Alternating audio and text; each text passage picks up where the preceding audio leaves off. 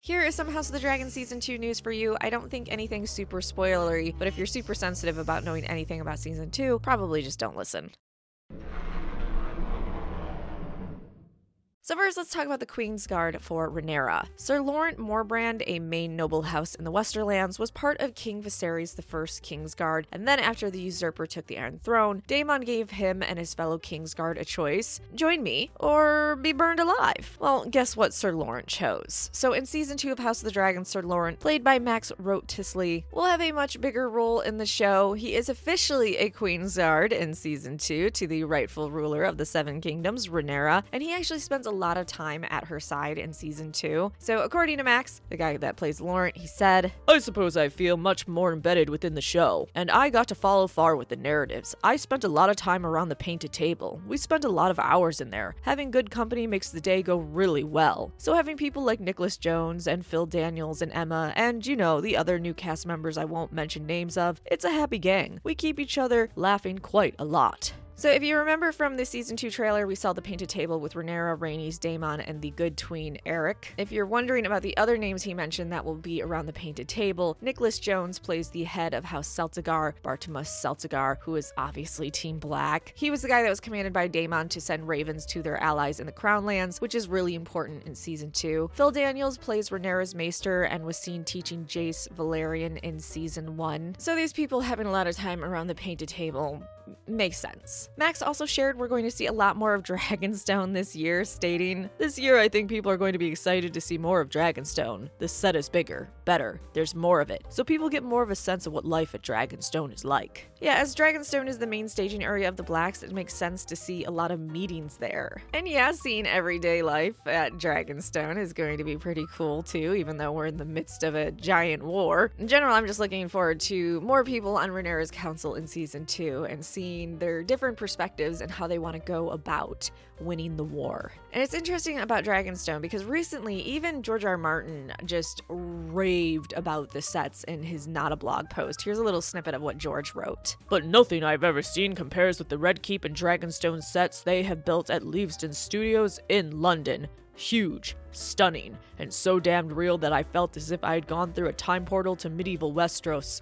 I love castles, and have visited dozens of actual medieval castles, keeps, and towers in my time, and none of the real castles I've ever seen can hold a candle or a torch." So that's saying quite a lot for George to be praising Dragonstone and the Red Keep sets for Season 2, so it makes me really excited to see them. Now, if you're wondering, some people might be, there's going to be some impressive camera work in Season 2. Max shared, this is a long quote, so prepare yourself, on the camera work and what they're doing in Season 2. "I did a scene towards the end of the shoot which just had this unbelievable kind of crane move, which started at the top of the stairs and came down and panned around and picked up another character and pushed through and opened up. And then it hits the dolly and then it moves again and then it pans around. People will see it and they will probably won't realize just how much work went into that 10 seconds from the planning forward. From working out the shot to it being kind of talked through with the crew to us actually getting there and doing it. So there's a lot of that. It's a very ambitious show. And then you know HBO, who have made the effort to hire the absolute best camera team, the absolute best camera operators, the level of talent and ability that they've brought together to make this show. It's a wonderful situation to find yourself in. And I think the excellence breeds excellence. The more people care about it and want to help each other out, the better the show becomes. And I definitely got a sense both seasons that it's just a happy workplace. We all want it to be great. And I think a lot of us are fans anyways, fans of great TV, regardless of whether it's Game of Thrones or anything else. But wanting to give the best every day to get the best result for the fans and for the people who are going to see the show at the end. There was a couple of days where we were doing a lot of eye-line fighting. There's this here, there's that there, there's a dragon there, and there's a dragon moving over there, and one of our directors was insanely good at performing dragon for us. So that was a really fun day at the office because they really lent in, and we had dragon breath and dragon roars and all that stuff. So you're reacting to this imagined enormous terrifying beast, but actually your director is sort of just on the soundstage, they're filling it up for you. So that was fun and funny.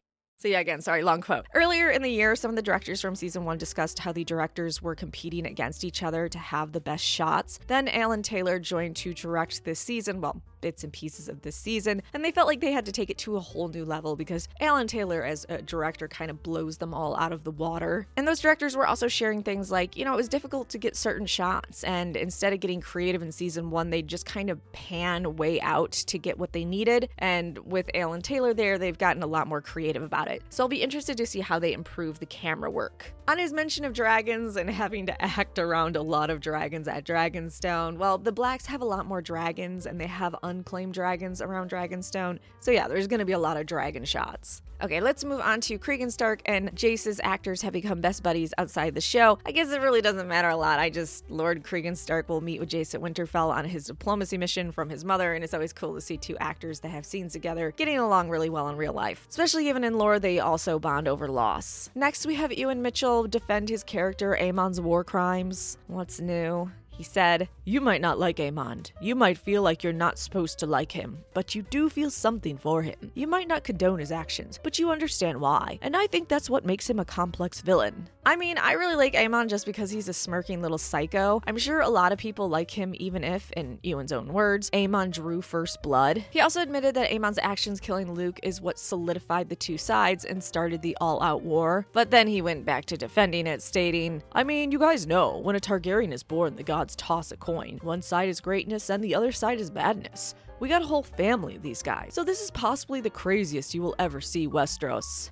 Lastly, Ewan shared why Aemond was so pissed at Luke, besides the normal took my eye, stating, "Aemond got over the fact that Luke took his eye out. He just hadn't gotten over the fact that he got away with it. When a crime goes unpunished, the world is unbalanced. Aemond's world more than anyone's. As to whether or not it was intentional, that's spoilers. I can't say." I think it's kind of obvious from Aemond's face that he lost control of Vhagar and the dragon went into attack mode. That dragon went through the conquest. She has some major PTSD. So likely, he just lost control of the dragon, and that's what led to Luke's death, and likely he'll lose control of the dragon in season 2 as well. Now, this isn't to say that Aemond doesn't secretly like that he got revenge on Luke after the shock of what he did was done, but I think initially it wasn't on purpose, whether he enjoyed the results after the fact. Next, Matt Smith answered what house he would be in if he wasn't a Targaryen, and Matt Smith said the best answer ever. "There is no other house." He stated, "I can't possibly answer that. I would never be anything but a Targaryen. There's only one family to be involved in. Who wants to be a Stark? Targaryen, man. We've got dragons and blonde hair. What else are you gonna do? It's the same with the greens and the blacks. No.